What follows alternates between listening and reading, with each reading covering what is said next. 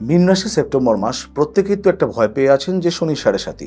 প্রত্যেকটা মুহূর্তে বলি, শনির অবস্থান জন্মছকে কী অবস্থায় আছে সেটাকে নিরূপণ না করে বেশি ভয় পাওয়ারও কোনো প্রয়োজন নেই, আবার বেশি আহ্লাদিত হওয়ারও প্রয়োজন নেই। কৌশিকী অমাবস্যার আগে 20 বছরের অভিজ্ঞ কৃষ্ণভারতী মহাশয়কে পাচ্ছেন আপনার শহরে। নিয়মিত বারাসাত, বেহালা, বালি, 29 আগস্ট বর্ধমান, 30 আগস্ট দুর্গাপুর, আসানসোল, কৃষ্ণনগর, মালদা, শিলিগুড়ি ও বহরমপুর। যথাক্রমে সেপ্টেম্বর মাসের 4, 5, 6, 7 তারিখ, বোলপুর 9 এবং তারাপীঠ 10ই সেপ্টেম্বর। নিখুঁত জ্যোতিষ বিচার ও শাস্ত্রীয় সমাধানের জন্য স্ক্রিনে যাওয়া নম্বরে এখনই যোগাযোগ করুন। যেহেতু আপনাদের রাশি অধিপতি বৃহস্পতি পঞ্চমভাবে ত্রিকোণভাবে অবস্থান, মন স্বাস্থ্য প্রত্যেকটি ভালো থাকবে, জরুরি কোনো অসুবিধার শিকার কিন্তু আপনারা হবেন না। যেহেতু বিদ্যাপতিকারক বুধ আপনাদের রাশির সপ্তমভাবে অবস্থান করছে, সেটাও কিন্তু কোণভাবে, যেটা অত্যন্ত শুভ, যদিও সেখানে বক্রী শনির দৃষ্টি থাকছে। এবং পঞ্চমে যেহেতু উচ্চস্থ বৃহস্পতির অবস্থান, তাই মীন রাশির জাতক জাতিকা যারা শিক্ষা জীবনের সাথে অতিবাহিত করছেন তাদের কিন্তু এই সময়টা কিন্তু সেপ্টেম্বর মাস ভালো যাবে। শিক্ষার মান ভালো থাকবে, শিক্ষা সম্বন্ধে যে কোনো ভালো সিদ্ধান্ত, ভালো প্রতিষ্ঠান থেকে পড়াশোনার সুযোগ কিংবা ভালো কোথাও একটা স্বীকৃতি লাভ কিন্তু আপনাদের হতে পারে।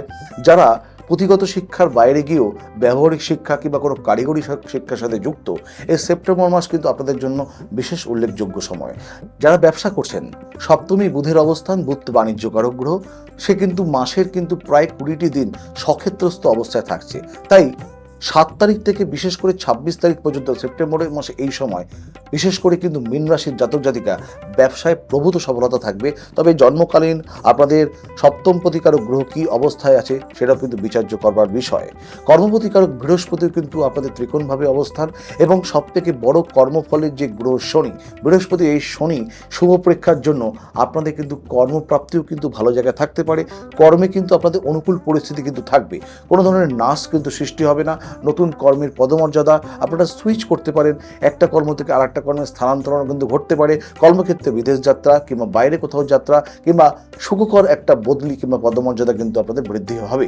এবং ঊর্ধ্বতন কর্তৃপক্ষ কিংবা সহযোগী আপনারা যারা রয়েছে সহকর্মীদের সাথে কিন্তু ভালো সম্পর্ক থাকবে।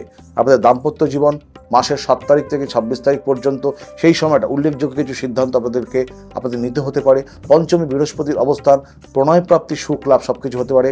ঐশ্বর্য, বিভিন্ন রকমের যেগুলো আপনাদের পছন্দ মতন প্রত্যাশা ছিল সেগুলো কিন্তু এই সেপ্টেম্বর মাসে কিন্তু আপনাদের পূরণ হতে পারে। তবে জন্মছকে আপনাদের জন্মকালীন গ্রহদের অবস্থান কিন্তু প্রধান বিচার্য বিষয়।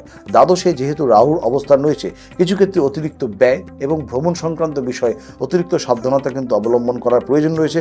কিছু ক্ষেত্রে আইনি সমস্যা এবং মামলাজনিত সমস্যা কিন্তু আসবে, কারণ গোচরিয়ে রাহু কিন্তু দ্বাদশে কখনোই সুখকর পরিস্থিতি কিন্তু দেয় না। জন্মকালীন গ্রহের অবস্থান কিন্তু এখানে প্রধান বিচার্য বিষয়। প্রত্যেকে ভালো থাকবেন।